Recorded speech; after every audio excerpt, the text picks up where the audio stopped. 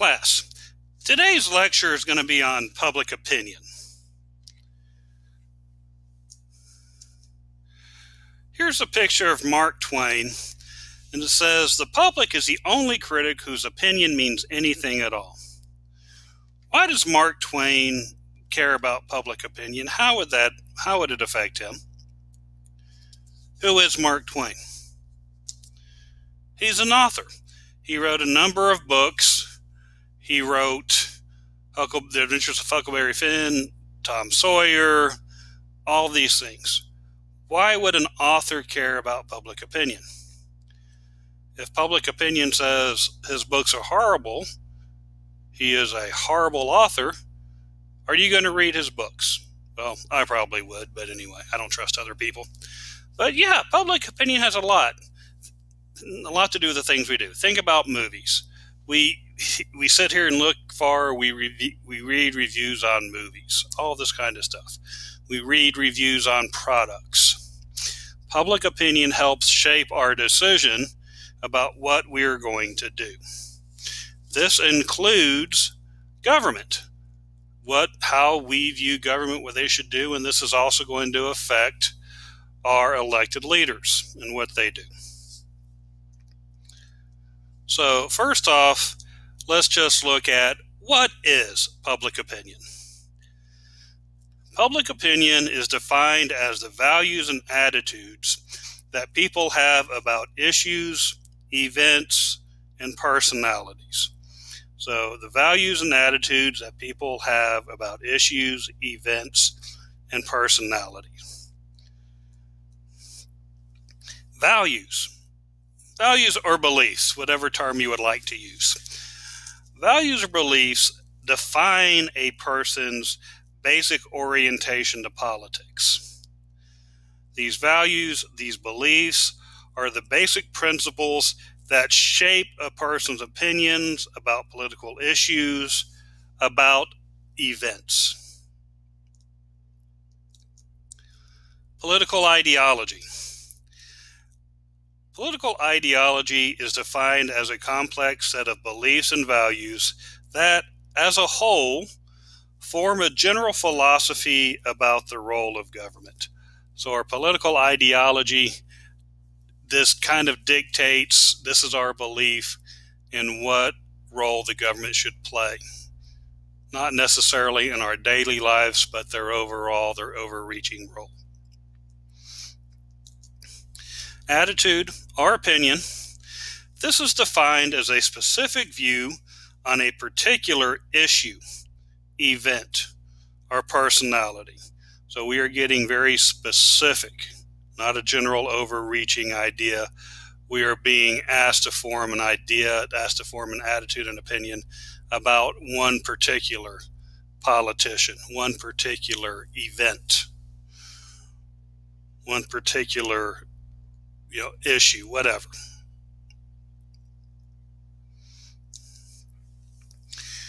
Common fundamental political values. Remember, Americans hold 3 common fundamental political values. What are they? I feel like I should play the Jeopardy song. The Jeopardy theme song. This is your final question. What is it? You have 30 seconds to answer. Guys, we've gone over this before. That's why I'm waiting. There's 3 of them. Does that help? No? Some of you probably come up with it. Remember these 3 common fundamental political values. Liberty.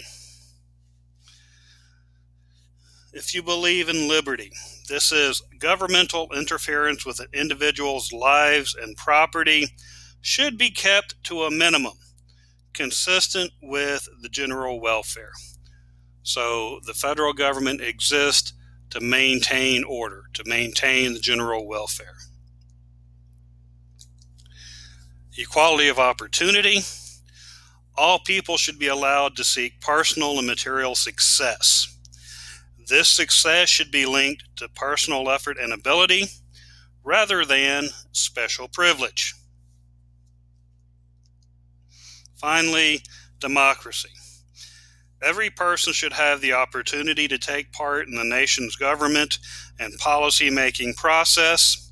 They should have some say in determining how they are governed. So every person should be allowed to participate, should have the opportunity to participate.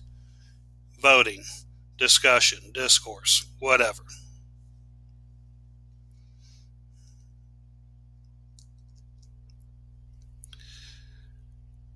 How do we learn, or how do we form our opinions? These individual attitudes are shaped by underlying political beliefs and values.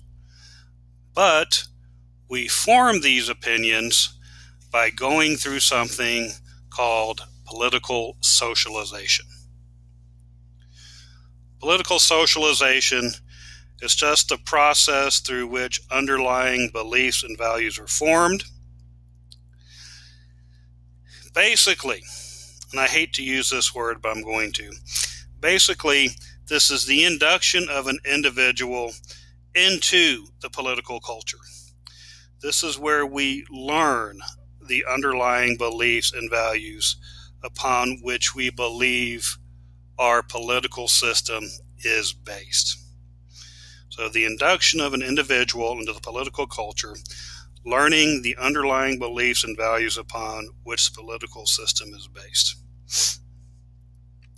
First off, the word induction. I'm using the word induction, but I hate the word induction. Why? When you hear the word induction, when I hear the word induction, this is just personal, I tend to think of a cult. I tend to think of brainwashing, that this is the only way that we will view things. But hey, as we are going through this political socialization, we see that various socialization elements will produce a different or even a similar view on government. So to form these underlying beliefs, we go through political socialization. Now, to complete political socialization, complete it as much as we can, we actually see that there are 4 agencies of socialization. There are 4 things that can affect our point of view. The first, the family. The family is a fundamental source of political orientation for an individual. For the most part, the family is often the first time we are subjected to political views and discourse. How many of you can remember being little, hearing your grandparents talk about politics, or your parents talk about it? I remember it. I remember what my grandmother said.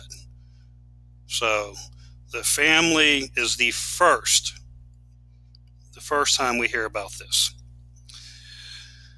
So different family backgrounds produce different outlooks. This influences the individual's understanding of his or her political world. Is the family the most important agency of socialization? I'm going to say no, it is not. I'm going to tell you it is not. Why not?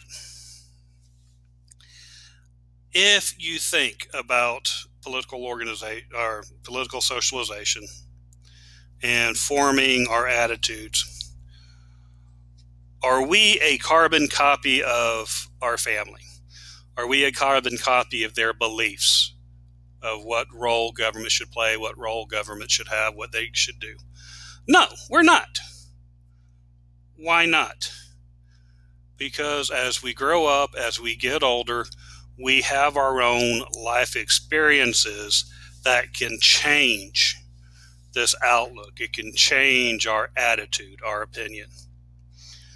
For example, if you grow up in rural Texas, you're probably a conservative, small government, don't mess with me, I don't want government help, I will succeed or fail based on my own ability, based on my own success.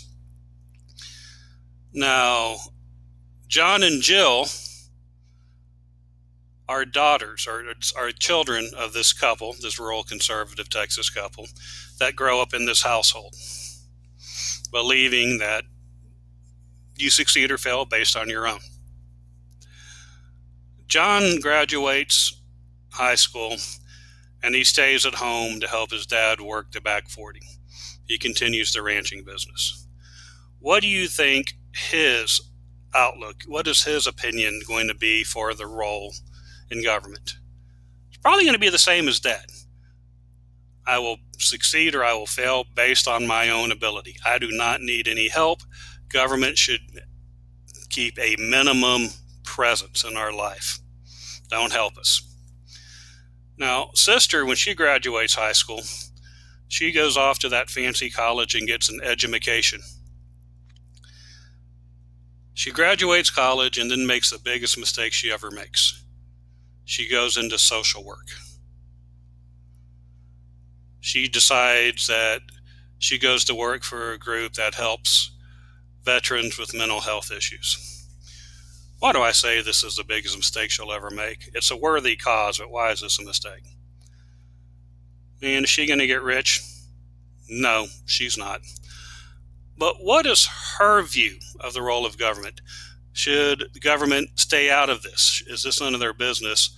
Or should government get involved? Should they provide funding for mental health issues for veterans?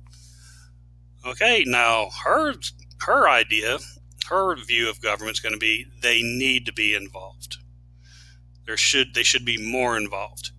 We have two children raised in the same household, exposed to the same family, but they end up with two different political points of view based on life experiences. So family, no, they are not the most important. They are the first, but they're not the most important because you're going to grow and you're going to start to form your own opinions based on what happens to you. So, family is not it. Let's move to the second one. Social groups. Social groups are another important source of political orientation for an individual. There are three types of social groups. I will give you the three overall types and we'll discuss them, some of them on an individual basis. The first type of social group is an involuntary social group. So this is a social group in which people belong to involuntarily. They just belong to that one. Can you give me an example of an involuntary social group? Something that you have no choice. Anything out there? There's a few. Gender, race, age. You didn't have a choice. You were born into these. And when I say gender, I'm talking about the gender you were born with. We're not talking about medical advancements and all that stuff. No. This is not the time and place for that discussion. No. But those are involuntary social groups.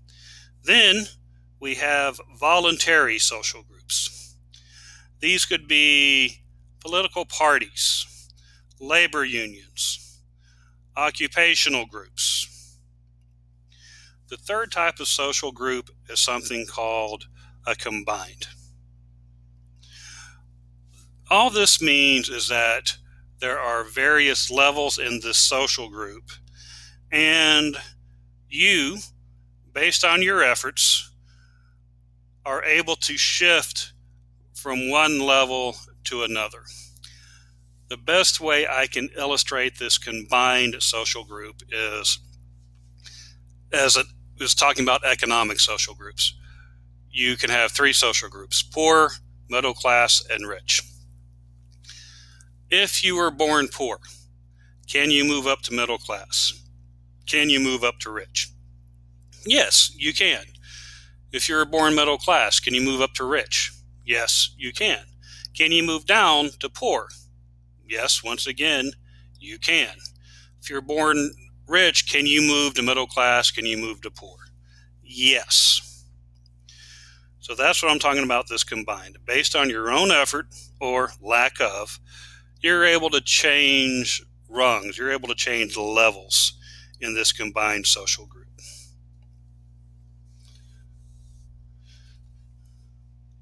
Would you agree that different social groups shape an individual's perspectives, or that they shape different individuals, they shape these perspectives differently? Do African Americans and Caucasians, do they see things differently when it comes to politics? Is there a gender gap? Do men and women see things differently? If we're talking about force, use of force, men tend to favor the use of military force while women tend to favor social policies. So yeah, gender, race, these things, they're going to have an influence on how we perceive things, on what the role of government should be. So those are involuntary. Let's talk about voluntary here for a second.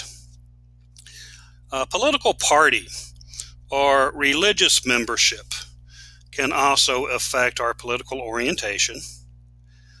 Partisan, these party-oriented people, tend to rely on political leaders for cues on what stance to take on political issues. We tend to look at party leaders to tell us what we should believe in, how we should react. We see that religion can affect an individual's attitude by providing a historical or a philosophical experience or context. What I mean by this is, for example, the Christian majority might not be offended by the use of their religious symbols if it was involved in politics. But to other religions, seeing the use of Christian symbols and only Christian symbols can be seen as an effort to undermine their religion.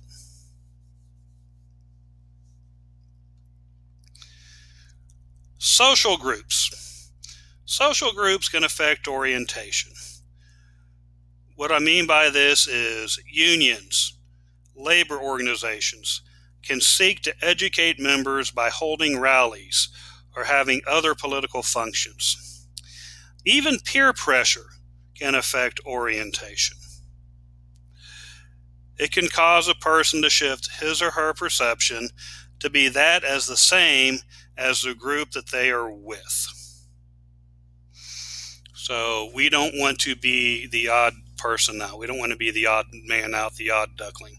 We're going to shift our views to match the others. Finally, social groups can affect orientation through objective political interest. Your own objective political interest. If you are rich, you have a different economic interest than a poor person would.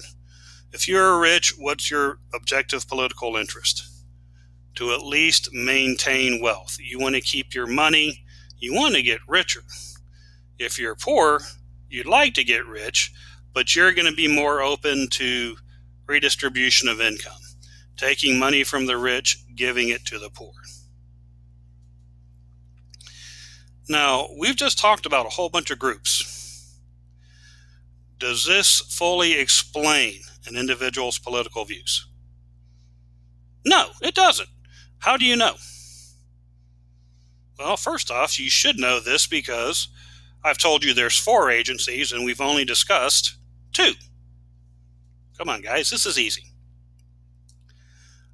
The third agency of socialization is education.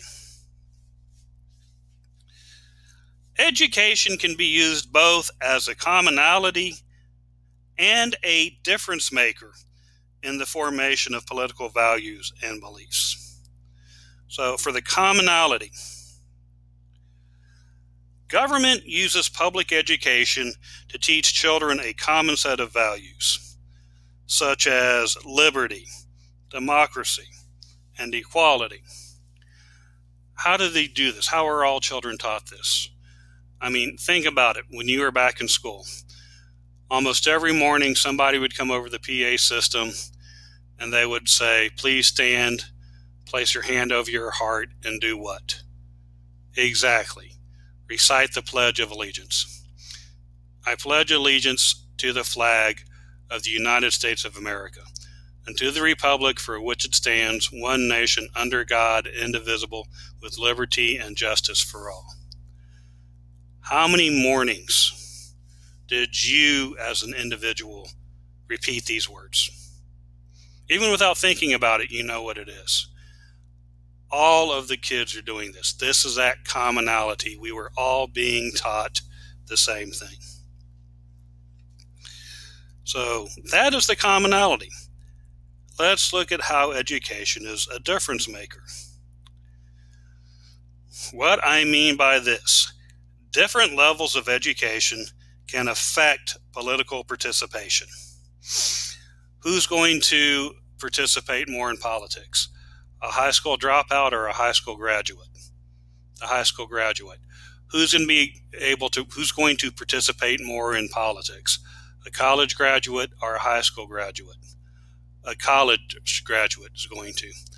The higher or the more education that you get, you're going to be able to take this information, assimilate it, use it, and work this. You're going to be able to decide, is this to my advantage or not? We done? Nope, not yet. One more. Political conditions. This is the last agency of socialization. The individual's environment and conditions of involvement in political life may also shape political orientation. For instance, the American political circumstances in the 1960s formed a cultural opposition to the Vietnam War, to military conscription. This was the draft for the citizens of that generation. More recently, it was us and the war on terror, starting with the 9/11 attacks. We had this war on terror. We were fighting this idea of terrorism. We did not have a real sense of identity. We knew that some countries harbored terrorists, but it was hard to kill the terrorists. It was hard to kill their ideals. We saw that we were finally tired of this. Starts in 2007 and 2008. We put the Democrats in charge of the White House and of Congress. In response to this, we got rid of Republican leadership, went with Democratic. I have gone through all four. Now I'm going to ask, which one of these is the most important? The answer is none of them. Family is not the most important because we've established that you change from your family. Most of us are not carbon copies of our parents. So we are different. Social groups, education, political conditions, these can change throughout our life. Our social groups, our political party orientation, our religion, our job. Can these change? Yes. Can our education level change? Yes. Political conditions, do they change? Yes.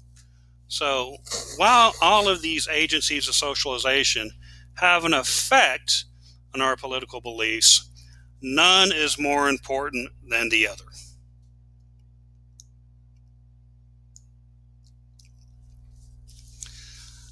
Ideologies. This one's interesting. Political ideology is the set of underlying orientations, ideas, the beliefs that form an individual's philosophy about, they form the understanding and interpretation of government and politics.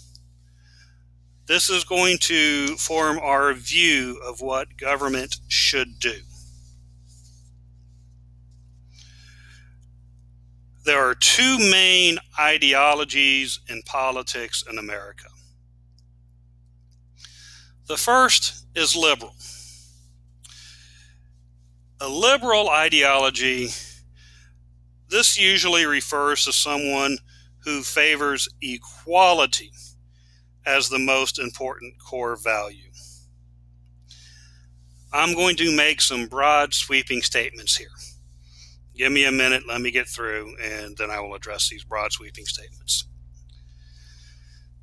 Liberals generally support social and political reform.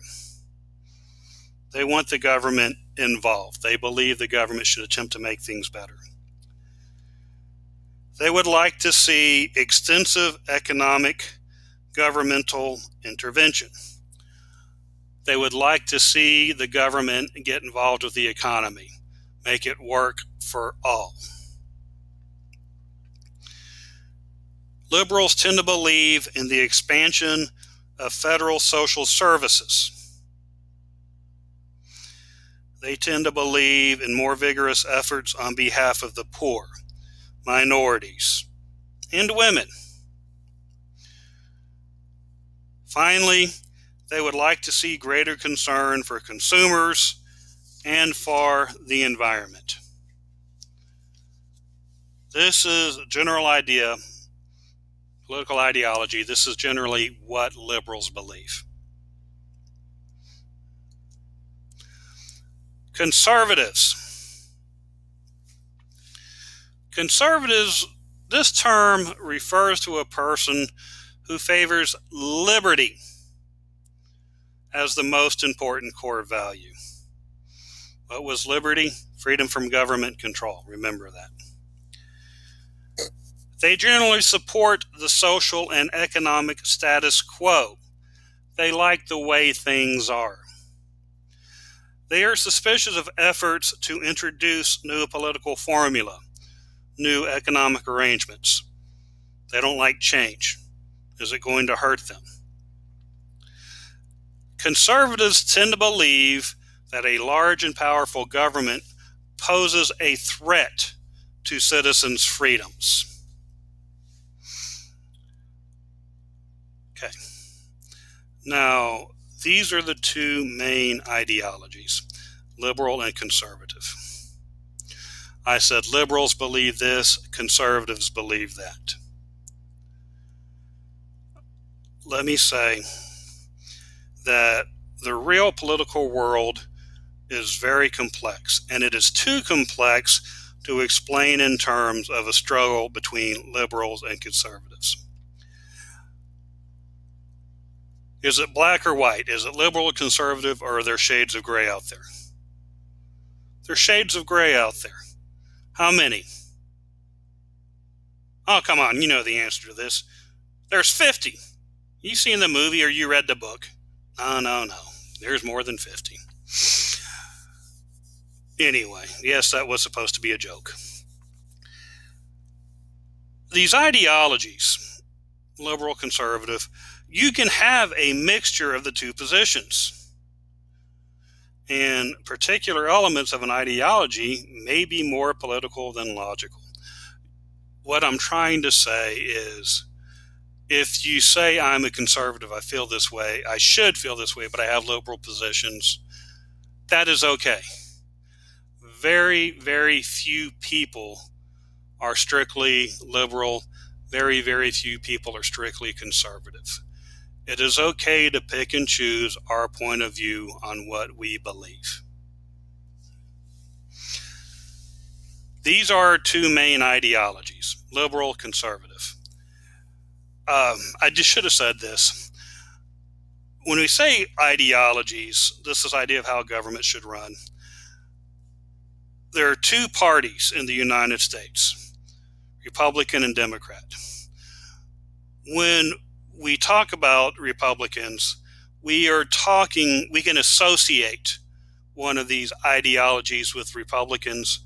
We can associate one of these ideologies with Democrats. Which is which?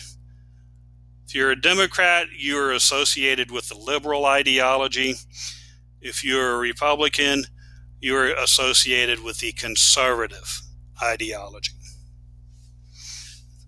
So understand there's a difference between ideology and party. Before I move on, I want to say there are there are more ideologies out there, but there are two that have become more mid-level, more mainstream, more accepted. The first, libertarian. Libertarian is a party which is somewhat of a combination between the conservative and the Democrat. The way I have heard a libertarian described, and the way I'll describe it, is when it comes to fiscal matters, when it comes to money matters, the Libertarian Party is conservative. Small government, little regulation, government stays out of business. We are free to make our own choices, don't spend our money. When it comes to social issues, they are more liberal. To show you what I'm talking about, if you're going to go to the Libertarian Party website, you will look at some of the things that they believe in. They list them. Let's look at them together. Number one, there's four.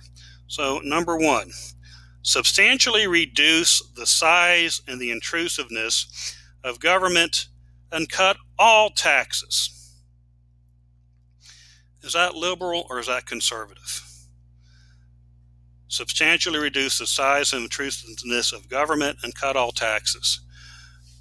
Cut all taxes, this is fiscal, this is money related, make government smaller. What I say about conservatives, they believe that a large and powerful government poses a threat to our freedoms. So this would be conservative. Next one, let peaceful, honest people offer their goods and services to willing consumers without a hassle from government. Once again, this would be conservative.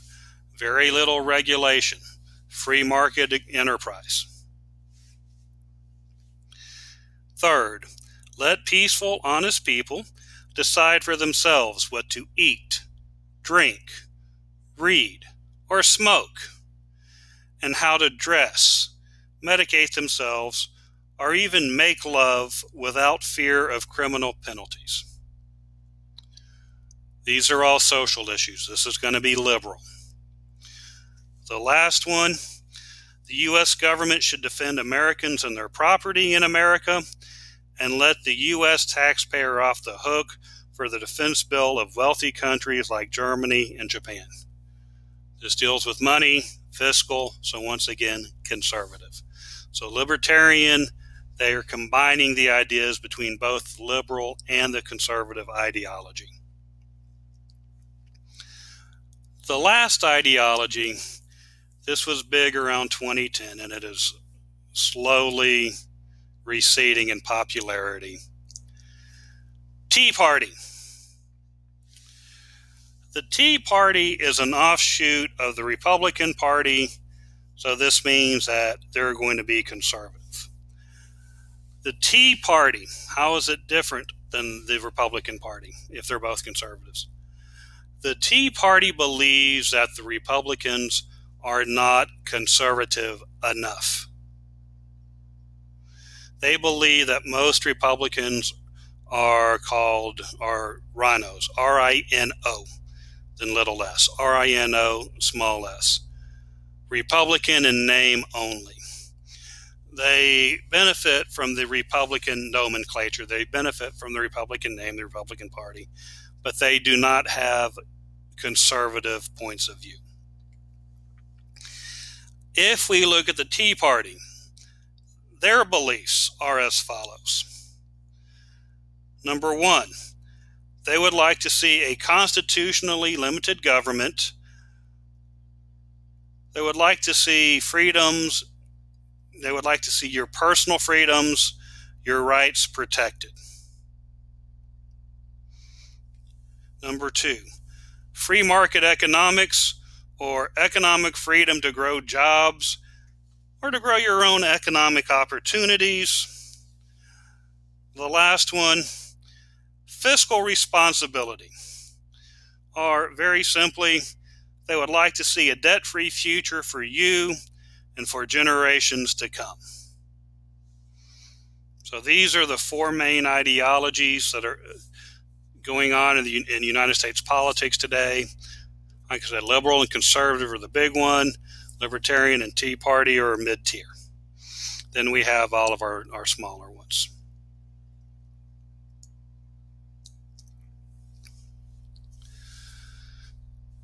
Opinion traits explain how public opinion influences politics. Several factors help explain how and why public opinion does or does not shape national politics. The first one we're going to look at is something called intensity of opinion. Intensity of opinion is the depth or strength of feeling that Americans hold about an issue. So this is called our opinion intensity or intensity of opinion. What do we have opinions on? Everything. How important are our opinions on everything? How important is everything out there in the grand scheme of things? Honestly, it's not that important. I'll give you an example. Here's your opinion question. Which fast food place has the best French fries? McDonald's, Jack in the Box, Burger King, Checkers, Chick-fil-A and their waffle fries, Carl Jr.'s, and which one? I'm going to get a bunch of answers here. Why is this not a matter of national importance? Why does this not influence politics? Because in the grand scheme of things, do we really and truly care? If you're hungry and somebody says, let's go to Jack in the Box, and you say, no, I refuse to go there. We're going to Whataburger because I like their fries better. Man, is that really true, or do you just want food? Most of us, we're starving college students. We want food. So it's not that important. We have an opinion, but it's just not that important. Now, if it's on something else, issues, these opinions about which a segment of the population feels very strongly: immigration, abortion, healthcare, same-sex rights, whatever. Any of these issues that we feel very strongly about, they may become particularly important to politicians as a way to rally the supporters. As a means, this is a guide. The politicians will start to embrace what we, the people, believe. So that's intensity of opinion. If it's a stronger intensity, it may become a matter of national importance. Opinion stability and fluidity. Stability means it stays rather consistent. Fluidity means it changes rapidly. In general, public opinion tends to be relatively stable. Changes occur, but they occur gradually over many months or even many years. The example I use here is back in the early 90s, mid-90s. President Bill Clinton signed the DOMA, Defensive Marriage Act. At the federal level, it prevented same-sex couples, if they were together, a same-sex couple could not get spousal benefits from the federal government. Fast forward to 2015, how does the nation now feel about same-sex couples? The majority in the nation feel that, hey, same-sex couples is all right. They deserve to get benefits. They deserve to get married. They deserve everything that a heterosexual couple does.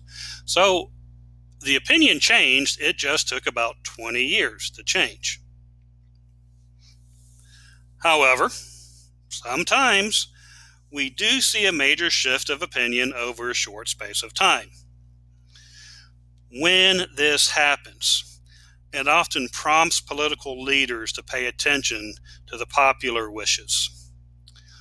Stability or fluidity is the extent to which opinion can change or shift over a short period of time. So if I was to say, if I say public opinion, their shift, for the most part, is public opinion stable or is it fluid? For the most part, it is very, very stable. It takes a long time for public opinion to change. But if I were to ask about what is the opinion of public opinion on Congress, is that stable or is that fluid?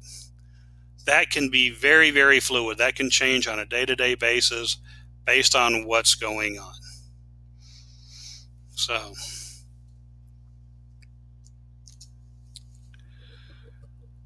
opinion consistency. An individual's belief and opinions are not always consistent with one another. Studies of political opinions have shown that most people don't hold specific and clearly defined opinions on every political issue. As a result, they are easily influenced by others.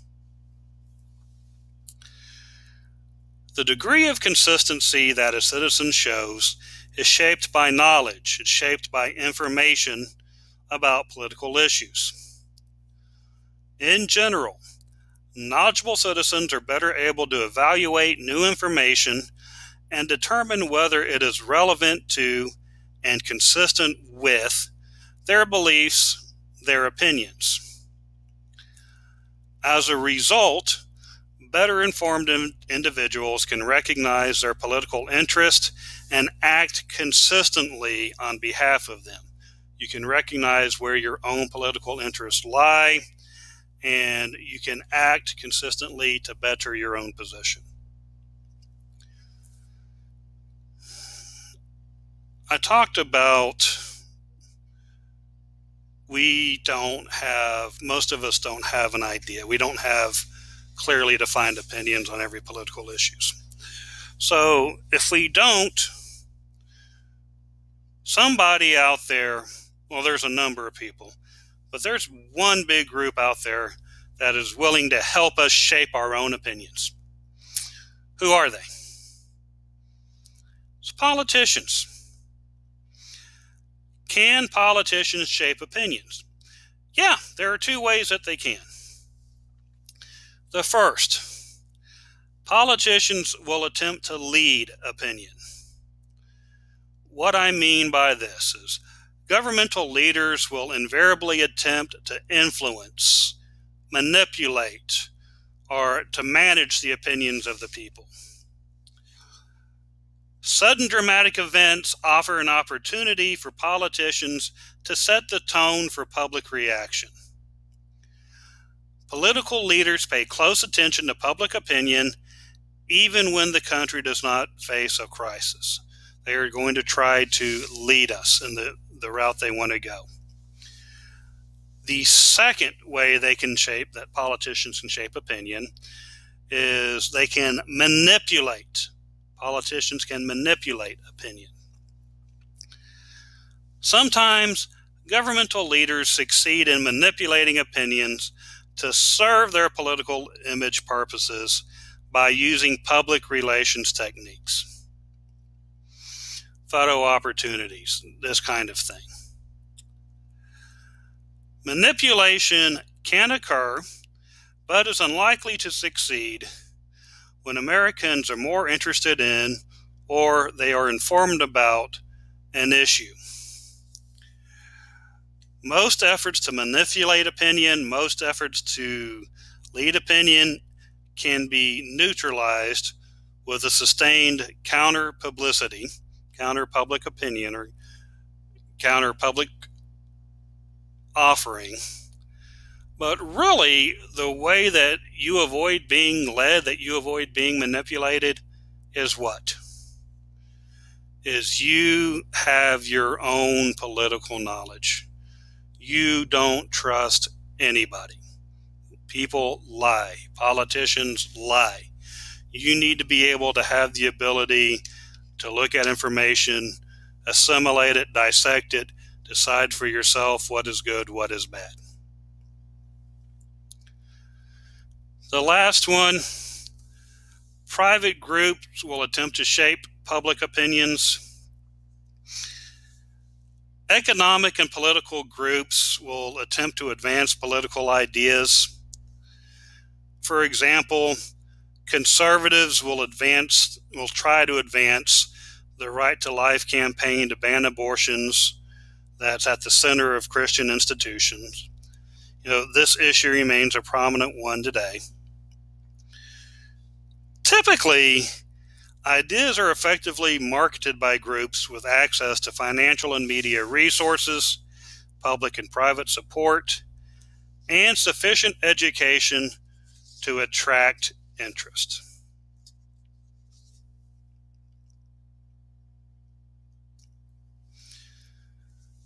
Measuring public opinion. Measuring public opinion has become a science as a result of the barriers caused by, let me rephrase this. I don't like the way I started to say that. Measuring public opinion used to not be very accurate. With the existing technology, it was hard to overcome the barriers of time and space, distance. However, with new technologies, computers, phones, internet, we see that public opinion has become more of a science. They've actually become more accurate. It has become very accurate in their predictions. So, how do we decide what public opinion is? Public opinion poll. Public opinion polls are simply scientific instruments for measuring public opinion. Politicians will now use these polls to decide whether or not to run for office, how to run for office, if they should support policies, how should they vote on issues, how should they run their campaigns, what should they talk about. Public opinion polls are very, very important to elected officials so they know what to say, so that they know what to do. Sample. To conduct a poll, the pollsters are the people conducting the poll, must choose a valid sample or a small group selected by researchers to represent the most important characteristics of an entire population. We have about 325 million people in the United States. Why don't we poll all 325 million? It's impossible. Don't have time, don't have money. So instead, what we're going to look for is a sample, a small sample that includes the most important characteristics: race, age, gender, that kind of thing. I said 325 million people. Actually, we have gotten so good. Will you ever be called for a national poll? Probably not. You'll see these national polls where they polled anywhere from 1,000 to 1,500 people. This is actually an acceptable number. If you get that, if you're in that range, you can actually get accurate results for a national poll. They don't have to talk to everybody.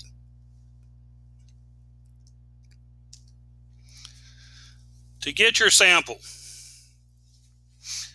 we have probability sampling. This could also be called random sample or random sampling.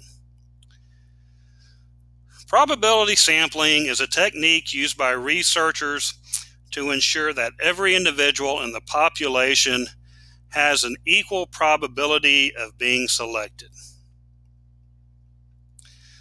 One example of this would be if I took 100 people and I gave them numbers 1 to 100 and I drew the numbers out of a hat. Each person would have an equal probability of being selected. What we are doing now, another way to reach probability sampling is something called random digit dialing. Random digit dialing is a poll in which the respondents, the people that we're asking questions to, are selected at random from a list of 10-digit telephone numbers. You get one of those calls that says, hey, I'd like to ask you a few questions. You hang up. That's what most of us do, isn't it? But that's random digit dialing. Some computer randomly selected 10 numbers, 0 through 9, and the 10 numbers it selected was your phone number. Internet polling. Well,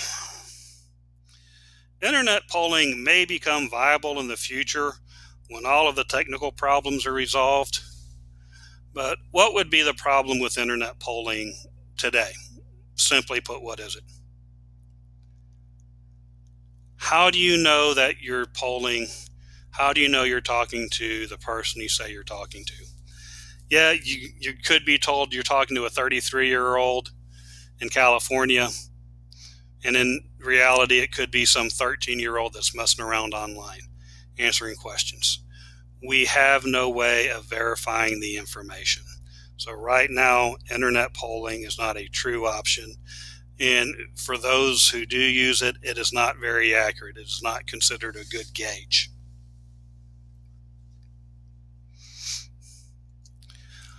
Stratified sample. Okay.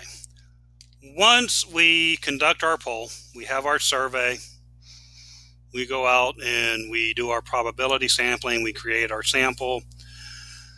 We have all of this information. Now, what do we do with it? Two options. The first is a stratified sample. Stratified sample is the process of dividing members of the population into homogeneous subgroups, the same subgroups. These groups should be mutually exclusive. You're done when every element in the population can be assigned to only one group. For example, you might want to go to the University of Houston, and you're going to ask a question. Well, we're going to get our subgroups. So for a stratified sample, we want to get our sample down to the rock bottom, to where it's mutually exclusive from everything else. So we might start off with, okay, we've asked our women, and we've gotten their answer. We've asked our females. Well, now we want to get further. So females, we're going to ask for their classification, freshman, sophomore, junior, senior. After that, we're going to ask for age. After that, we may ask for ethnicity. After that, we may ask for, I've lost the word, for degree, not classification, for major, for declared major. So, we're going to keep on doing this until we get down to, well, I sampled 24-year-old Hispanic women who are seniors at the University of Houston that are majoring in accounting. And when I ask about this issue, these are the results. 82% believed yes, 18% believed no. You understand? When I get to the bottom, my group, nobody else can belong to that group. I said Hispanic women, Anglo women can't belong in there, African American women, Asian women. It is exclusive. I go all the way down. Now, the good thing about stratified sample is that my results are going to be very, very accurate. If I say 82% of Hispanic women who are seniors at U of H who are 24 majoring in this believe that, my accuracy is good because that's all that was in my sample. There is a problem. It takes a lot of time and it takes a lot of money. With this in mind, we see most public opinion polls This information is placed in a cluster sample. Cluster sample are researchers divide the population into separate groups, these clusters. Then we put our information into these clusters. It could be seniors at U of H majoring in accounting. Could be female, 24-year-old females at U of H majoring, or 24-year-old Hispanic females at U of H. There's pros and cons to cluster sample.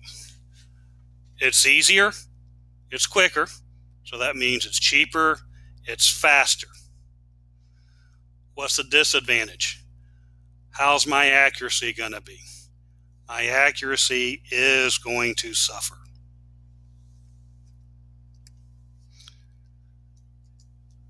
Selection bias. Selection bias can create a problem with surveys. Selection bias is a polling error that arises when the sample is not representative of the population being studied, and this creates an error in over or underreporting opinions. Let's go back to my U of H example, my University of Houston example. If I go ask a question, I go perform a poll. I am going to ask 33 people, so we can do math. Let's do 50 people, make math easier. Here is my poll question that I am surveying at the University of Houston. I asked 50 people, is President Trump doing a good job? 23% say yes, he's doing a good job. No, 23 people say yes. 27% or 27 people say no. So based on my poll, can I say Texans, 46% of Texans at 23 feel that President Trump is doing a good job, while 54%, those 27, feel that he's not. Oh, I can say this, but am I going to be accurate? No. Why not? What was my sample? It was University of Houston students and only University of Houston students. Do they represent the most important characteristics of the entire population of Texas? No, they don't. So that would be selection bias. There are times we see unethical researchers, they want selection bias. They are trying to pick their sample to push their answer, to get it to what they want it to be. Even if I have a reliable sample, even if my sample group does reflect the population of the state or of the nation, the survey may fail to reflect public opinion. It may not be accurate. This can be done, or this can be attributed to something called measurement error. Selection bias, the problem was in the sample. Measurement error, the problem was with the researcher.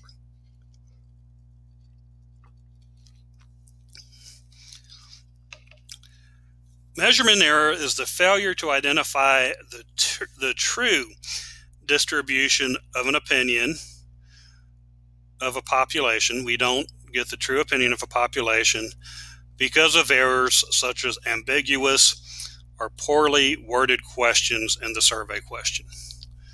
So if I ask those 50 people, is President Trump doing a good job? What is wrong with my survey question?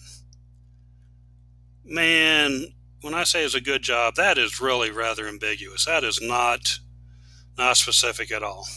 Some people may answer based on the economy. Some people may answer based on social issues. Some people may answer based on foreign policy. If I was more specific, do you think he's doing a good job of handling the economy? Do you think he is doing a good job of foreign policy, interacting with foreign countries? When I get a more specific question, I am going to get a better, more accurate response.